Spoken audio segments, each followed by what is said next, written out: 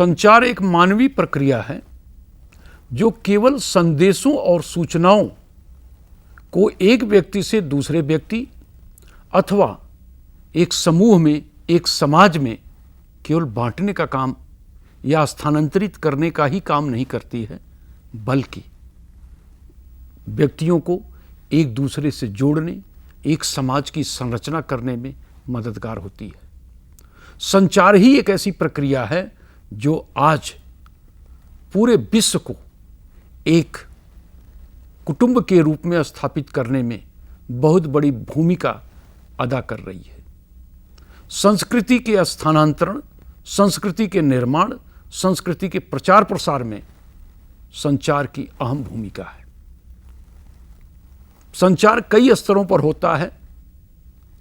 एक व्यक्ति के अंदर ही संचार होता है, दो व्यक्तियों के बीच में संचार होता है, एक समूह में, कहने का मतलब दो से अधिक व्यक्तियों के बीच आपस में संचार की प्रक्रिया होती है।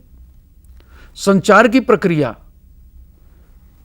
पब्लिक के सामने होती है, जैसे एक व्यक्ति कुछ बोलता है और बहुत सारी जनता उसको सुनती है।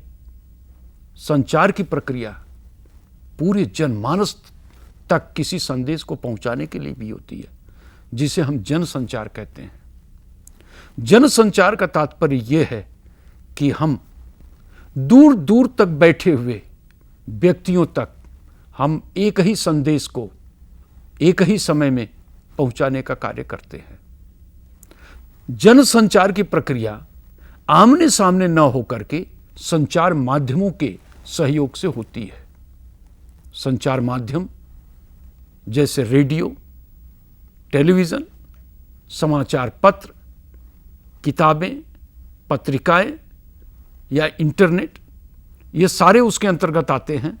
और ये साधन, ये संचार माध्यम एक ही समाचार को, एक ही संदेश को बहुत सारी जनता के बीच, और ये जनता जो कि अलग अलग स्थानों पर बैठी हुई है, एक ही समय में एक ही संदेश को पहुंचाने का कार्य करते हैं।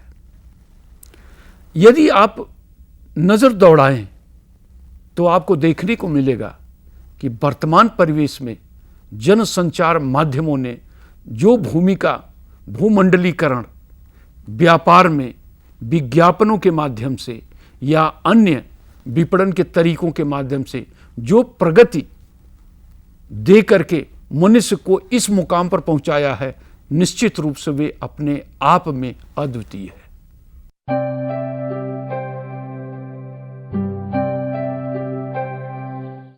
जैसा कि मैंने आपको बताया कि संचार माध्यम कई हैं, जैसे रेडियो है, दूरदर्शन है, समाचार पत्र है, इंटरनेट है।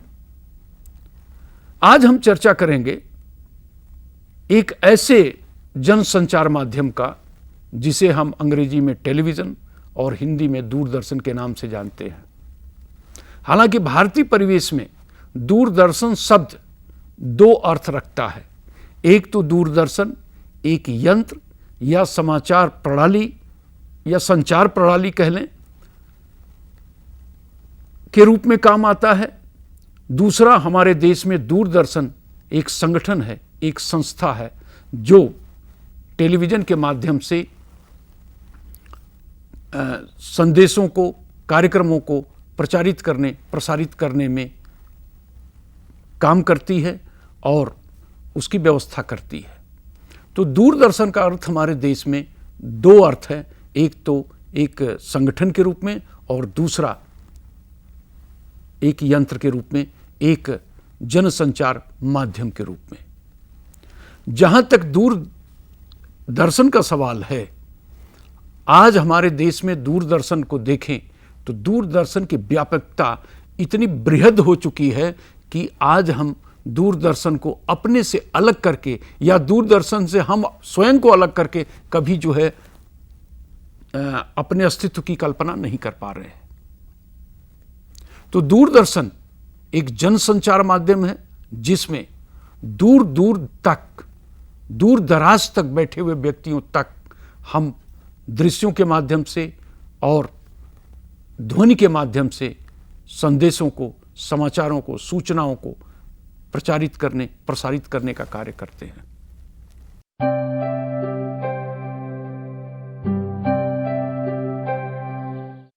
आइए अब देखते हैं कि दूरदर्शन एक यंत्र के रूप में, यानी टेलीविजन यंत्र का आविष्कार कैसे हुआ।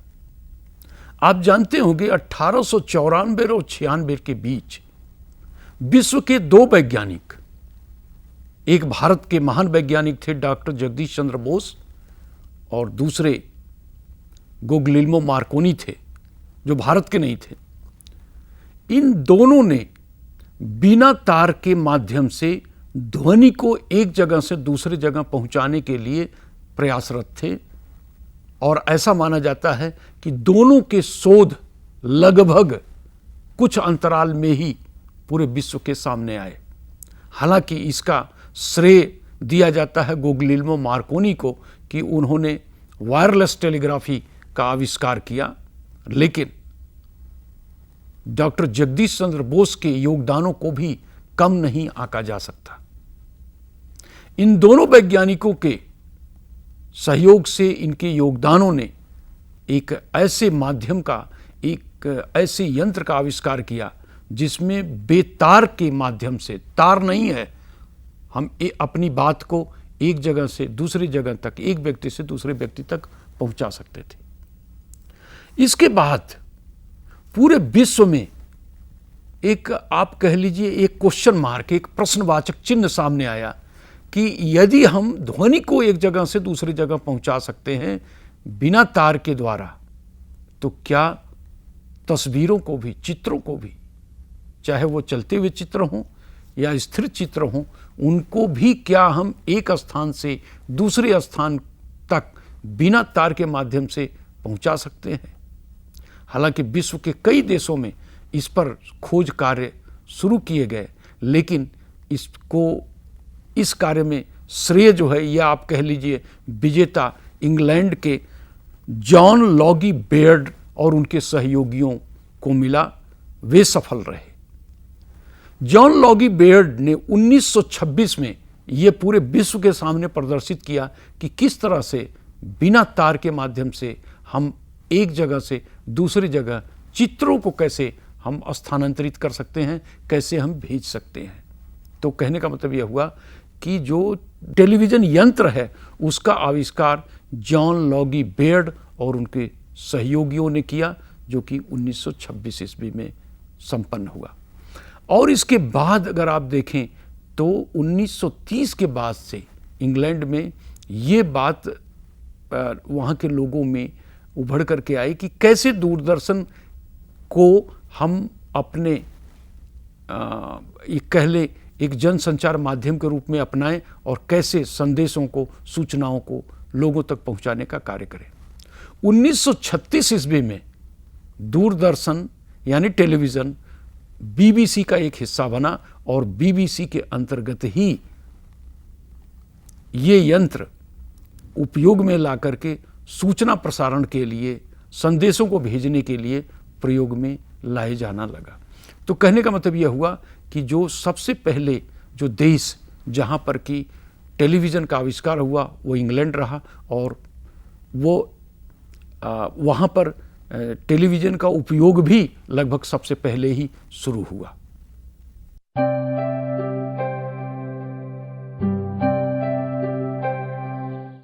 अब आइए चलते हैं, देखें कि भारत में कैसे दूरदर्शन स्थापित किया गया, दूरदर्शन का आविर्भाव कैसे हुआ। भारत में दूरदर्शन यूनेस्को के सहयोग से 15 सितंबर 1959 को दिल्ली में स्थापित किया गया, इस उद्देश्य के साथ कि इस सिस्टम का, इस प्रणाली का उपयोग करके जो दिल्ली के और दिल्ली के आसपास के जो बच्चे हैं, स्कूलों में पढ़ रहे हैं, उनको सामाजिक अध्ययन की शिक्षा कैसे दी जाए।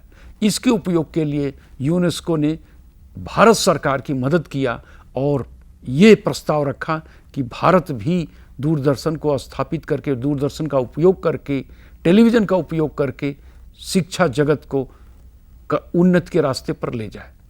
तो हम कह सकते हैं कि भारत में दूरदर्शन का इतिहास जो है वो शैक्षिक दूरदर्शन का इतिहास रहा है। 1959 में जो दूरदर्शन का उपयोग किया गया वो स्कूली विद्यार्थियों के लिए सामाजिक अध्ययन के विषयों को पढ़ाने के लिए किया गया। यहाँ पर मैं मोटी मोटी बातें आपके सामने रखना चाहूँगा जो भारत के दूरदर्शन के इतिहास की एक झलक प्रस्तुत करता है।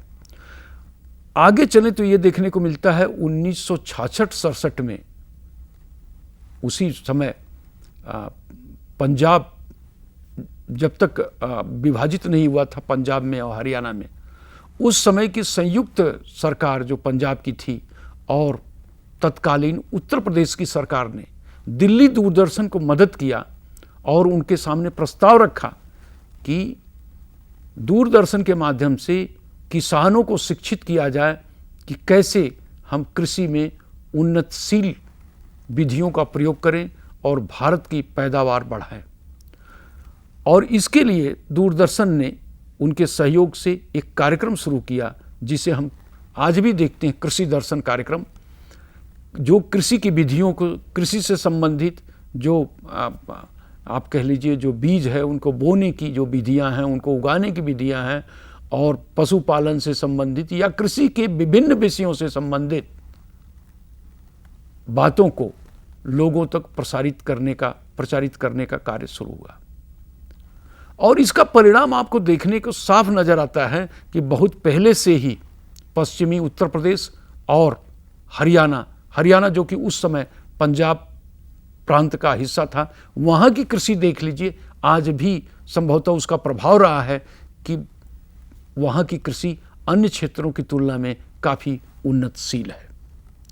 आगे चले हम तो हमें यह देखने को मिलेगा कि 1969 ईस्वी में इस देश के, भारतवर्ष के एक बहुत बड़े वैज्ञानिक जिनका आप सभी लोग नाम जानते हैं, डॉक्टर विक्रम साराभाई, जिन्होंने शोध के क्षेत्र में एक खास करके जो टेलीविज़न का जो इम्पैक्ट है, जो टेलीविज़न का प्रभाव रहा, उसके क्षेत्र में काम करके एक मिसाल उन्होंने कायम किया।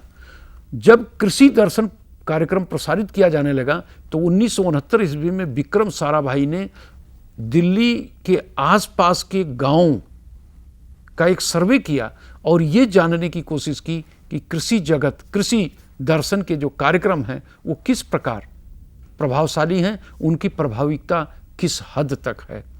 तो कहने का मतलब यह हुआ कि इस तरह से दूरदर्शन में कार्यक्रमों की संख्या बढ़ती गई, कार्यक्रमों के प्रकार बढ़ते गए और उन कार्यक्रमों पर शोध भी होने लगा या शोध भी बढ़ने लगा। आगे चलें तो 1970 के बाद दूरदर्शन पर फिल्में भी दिखाई जाने लगी।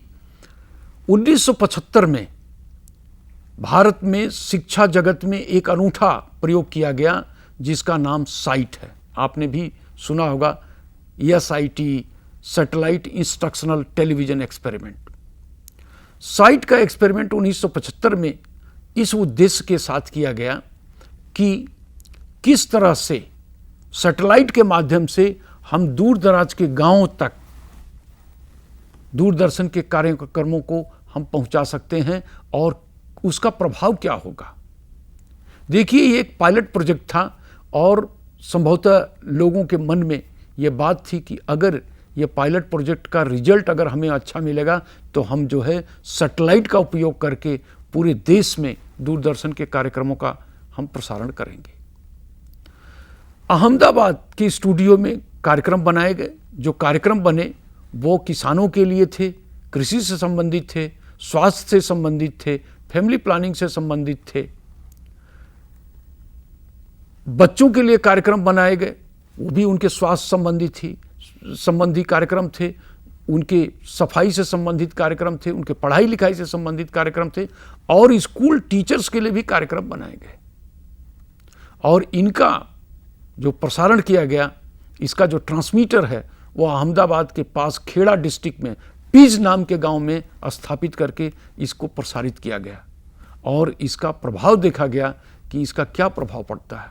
और आपको आश्चर्य होगा कि जो साइट एक्सपेरिमेंट रहा, एक सफल एक्सपेरिमेंट रहा और ये देखने को मिला कि खास करके गांव के बच्चों में, गांव की महिलाओं में एक जागरूकता सी देखने को मिली, झिझक उनकी दूर कम होने लगी और वो नई नई विधियों को जानने के लिए उत्सुक होने लगी। तो कहने का मतलब यह है कि सन 1975 में जो साइट एक्सपेरिमेंट हुआ उसका एक सफल प्रभाव देखने को मिला, एक कह लीजिए सकारात्मक प्रभाव देखने को मिला। संभवतः ये एक माइलस्टोन था जिसके आधार पर भारत सरकार ने 1981-82 में इनसैट सैटेलाइट छोड़ा। हालांकि पहला सैटेलाइट जो छोड़ा गया वो काम नहीं कर पाया, उसके तुरंत बाद दूसरा सैटेलाइट छोड़ा गया और उस सैटेलाइट के माध्यम से भारत में दो चीज़ें आई दूरदर्शन के क्षेत्र में, टेलीविज़न के क्षेत्र में। पहली बात यह हुई कि 1982 में ही कलर टेलीविज़न आया और 1982 में ही नेशनल नेटवर्किंग संभव हो पाई।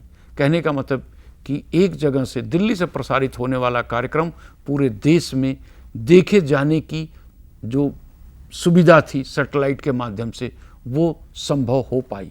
आपको याद होगा कि एशियाड 1982 में हुआ और एशियाड के समय उन खेलों के लिए ये रंगीन दूरदर्शन काफ़ी मददगार साबित हुआ। तो 1982 तक इस तरह से भारत के दूरदर्शन का जो प्रगति है वो चलती रही। आगे चल करके देखेंगे, जैसा कि हमने शुरू में ही बताया कि भारत में दूरदर्शन का इतिहास शैक्षिक दूरदर्शन का इतिहास है और अभी तक आप देखते जाएंगे तो भारत का दूरदर्शन अब तक 1982 तक अपने इस मिशन से हट करके काम नहीं किया। हालांकि इसमें मनोरंजन और सूचनाएं जुड़ते गए, लेकिन जो शिक्षा का उद्देश्य था वो बरकरार रहा।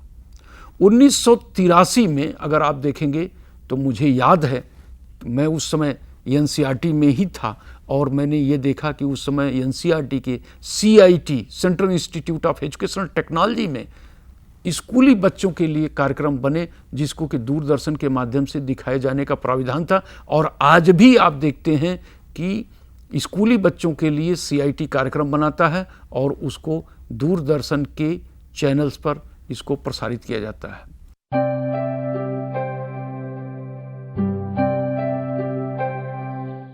आगे चल करके देखें तो 1984 में एक और माइलस्टोन भारतीय शिक्षा जगत में स्थापित हुआ, वो ये था UGC के कार्यक्रमों की शुरुआत। जैसा कि आज भी आप जानते हैं और देखते हैं, सुनते हैं कि UGC के कार्यक्रम भारत की उच्च शिक्षा के लिए कार्य करते हैं, जबकि NCERT के CIT के कार्यक्रम स्कूली शिक्षा में मददगार हैं। 1984 में भारत सरकार ने, खास करके UGC ने यह सोचा कि क्यों न इस जनसंचार माध्यम का उपयोग करके हम भारत के विश्वविद्यालयों में शिक्षा के क्षेत्र में एक उन्नतिपूर्ण तरीके से हमारे देश के जो गांव के दूर दराज के बच्चे हैं, जो विद्यार्थी हैं, उन तक हम आधुनिक बातों को क्यों न पहुंचाएं। ऐसी सोच लेकर के 1984 में कंट्री वाइड क्लासरूम, देशव्यापी कक्षा के रूप में UGC के कार्यक्रमों की शुरुआत की गई। और आज UGC के कार्यक्रम केवल वीडियो के ही फॉर्मेट में नहीं बल्कि अन्य फॉर्मेट में भी बना करके लोगों तक पहुंचाए जा रहे हैं, हमारे देश के विद्यार्थियों तक पहुंचाए जा रहे हैं। इस प्रकार अगर आप आगे चलें तो ये देखने को मिलेगा कि 1990 के बाद अभी तक तो केवल जो है दूरदर्शन, भारतीय दूरदर्शन के कार्यक्रम, भारतीय दूरदर्शन के चैनल्स इस क्षेत्र में क्रियाशील थे। लेकिन 1990 के बाद मुझे याद है अच्छी तरह से 1991 में संभवतः जी टेलीविज़न के चैनल अस्तित्व में आए और धीरे धीरे जो प्राइवेट चैनल्स हैं उनकी संख्या दिन पर दिन बढ़ती जा रही है। भारतवर्ष में देखेंगे तो बहुत सारे चैनल हैं। एकलव्य चैनल है, व्यास चैनल है, यहाँ तक कि दूरदर्शन के जो चैनल हैं उस पर भी शैक्षिक कार्यक्रमों का प्रसारण होता है। और आज अगर आप देखेंगे तो आपको देखने में ये मिलेगा कि हमारे देश में 600 से अधिक सरकारी और गैर सरकारी दूरदर्शन के चैनल्स हैं, जिसमें से 21 चैनल दूरदर्शन द्वारा, जो दूरदर्शन संगठन है भारत का, उसके द्वारा संचालित किए जा रहे हैं। इन 21 चैनल्स में से 2 चैनल अखिल भारतीय स्तर के हैं, डीडी नेशनल और डीडी न्यूज़। आपको याद होगा कि डीडी न्यूज़ कभी डीडी मेट्रो हुआ करता था। सूचना के महत्व को देखते हुए इसका कार्य क्षेत्र बदल करके डीडी मेट्रो से डीडी न्यूज़ कर दिया गया और ये भारत का जो दूरदर्शन का चैनल है पूर्णतः समर्पित है सूचनाओं के प्रसारण के लिए, इंफॉर्मेशन के लिए काम करता है। 21 में से 2 चैनल ये हैं और 11 चैनल जो है हमारे क्षेत्रीय भाषा के सैटेलाइट चैनल हैं। 4 राज्य नेटवर्क चैनल हैं। हमारे देश का एक अंतर्राष्ट्रीय चैनल है, एक स्पोर्ट्स चैनल है और 2 चैनल ऐसे हैं जिसमें से एक राज्यसभा की कार्यवाही को प्रसारित करता है, लाइव टेलीकास्ट होता है इसका, और दूसरा लोकसभा की कार्यवाही का प्रसारण करता है। इन 21 चैनलों के अलावा हमारे देश में आज देखे वाले चैनलों की संख्या लगभग 600 है, जिसमें से जो प्रमुख चैनल हैं जिनका हम नाम ले सकते हैं, जैसे स्पोर्ट्स स्टार के कई चैनल्स हैं, जी टेलीविज़न के कई चैनल्स हैं, सोनी चैनल्स के सोनी ऑर्गेनाइजेशन के कई चैनल्स हैं।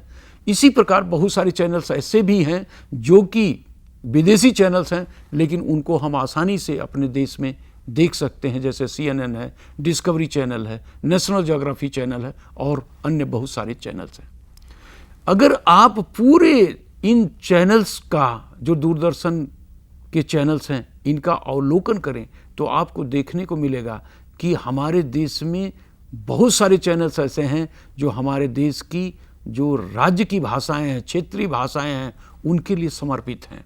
और केवल एक चैनल एक भाषा के लिए नहीं, आपको देखने को मिलेगा कि मराठी भाषा के लिए बहुत सारे चैनल्स हैं, तेलुगु भाषा में बहुत सारे चैनल्स हैं, इवन तेलुगु भाषा में बहुत सारे चैनल्स ऐसे हैं जो कि समाचार के लिए काम करते हैं, बहुत सारे चैनल्स हैं जो इंटरटेनमेंट के लिए काम करते हैं। इसी तरह तमिल के बहुत सारे चैनल्स हैं, कन्नड़ के बहुत सारे चैनल्स हैं, मलयालम के चैनल्स हैं, बांग्ला के चैनल्स हैं, असमिया के चैनल्स हैं, पंजाबी चैनल्स हैं।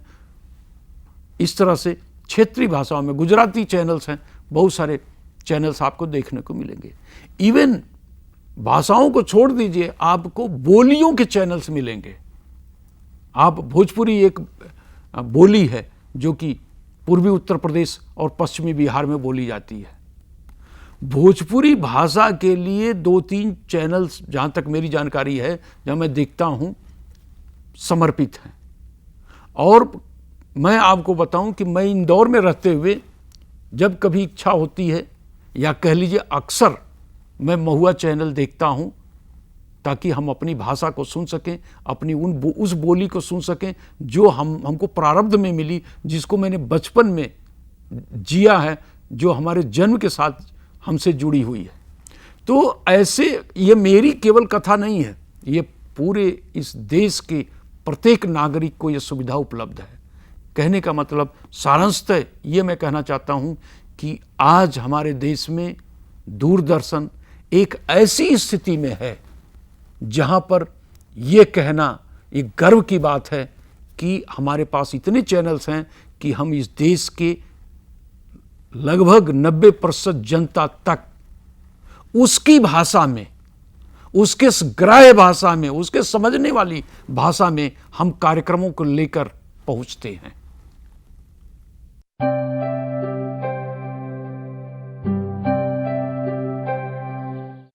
मित्रों, इस कार्यक्रम के आखिरी छोर पर आते हुए मैं आपको यह बताना चाहूँगा कि हमारे देश में टेलीविज़न का इतिहास जरूर देर से अस्तित्व में आया। 15 सितंबर 1959 को टेलीविज़न हमारे देश में स्थापित हुआ, लेकिन विगत 50 वर्षों में टेलीविज़न की दुनिया में जो प्रगति हमारे देश में हुई, निश्चित रूप से वो बेमिसाल है। और जैसा कि मैंने आपको बहुत सारे चैनल्स के बारे में बताए, कुछ बातें और मैं आपके सामने रखना चाहूँगा।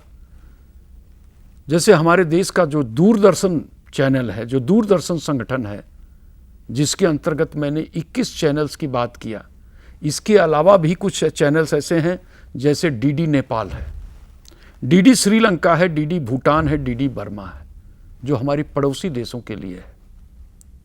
कभी कभी हमारे अड़ोस पड़ोस के कुछ मित्रों से जब मुलाकात होती है तो बातचीत में ये पता चलता है कि उनके देश में, खास करके आप देखें पाकिस्तान में, नेपाल में, भूटान में, श्रीलंका में, बांग्लादेश में, उनके पास हमारे दूरदर्शन के जो चैनल्स हैं उनके सिग्नल्स उनके पास मिलते हैं, पहुंचते हैं। और सांस्कृतिक रूप से इन देशों को हम अपने से बहुत अलग नहीं कर सकते। तो हमारे देश के टेलीविज़न का जो प्रगति है, जो वर्तमान स्थिति है, उसका फायदा इन देशों के लोगों के लिए भी मिलता है। जैसे अगर हमारे देश के किसी टेलीविज़न चैनल पर कोई गजल का कार्यक्रम आ रहा है तो निश्चित रूप से ये पड़ोसी देश की जनता लाभान्वित होगी। हमारे देश की फिल्मों का जो जबरदस्त इतिहास है, जो जबरदस्त प्रभाव है, जब इन टेलीविज़न के चैनल्स के माध्यम से फिल्में प्रसारित की जाती हैं तो हमारे देश की जनता इसका लाभ उठाती है, उसके साथ साथ इन पड़ोसी देशों की जनता भी उससे लाभान्वित होती है। कहने का मतलब यह है कि हमारे देश के दूरदर्शन ने, हमारे देश के टेलीविज़न की प्रगति ने केवल भारत की जनता की सेवा नहीं कर रही है, बल्कि अड़ोस पड़ोस के, अगर उन देशों की पॉपुलेशन को ले लिया जाए तो मैं समझता हूं जितनी हमारे देश की पॉपुलेशन है, इन देशों की पॉपुलेशन को मिला करके करीब भारत की पॉपुलेशन की 1.5 गुना लोग हमारे दूरदर्शन के टेलीविज़न के चैनल से लाभान्वित हो रहे हैं।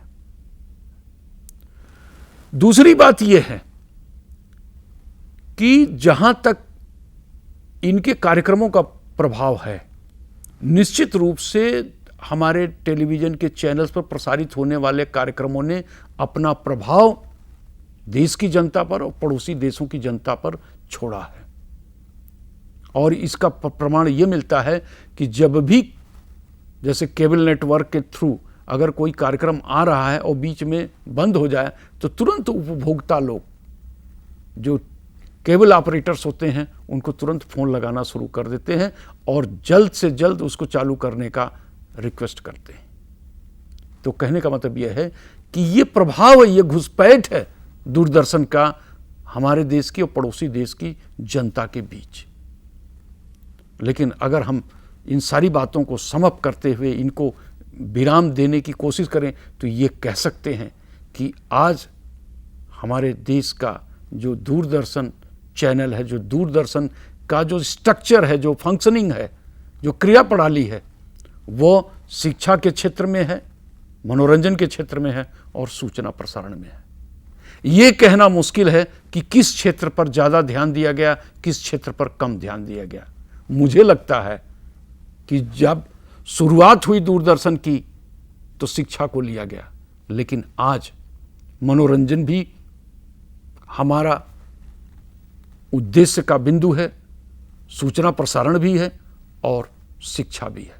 इसके साथ एक और चीज दूरदर्शन ने इस समाज को दिया है और दे रहा है, वो ये है कि विज्ञापनों के माध्यम से जो नए प्रोडक्ट्स आते हैं, जो नए उत्पाद आते हैं, जो नए सेवाएं आते हैं, उनको जनता से परिचित कराता है।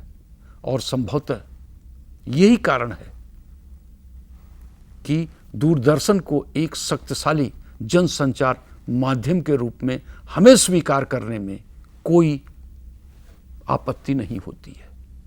और बखूबी हम कहते हैं कि दूरदर्शन आज का सबसे प्रबल, प्रभावशाली और सार्थक जनसंचार माध्यम है।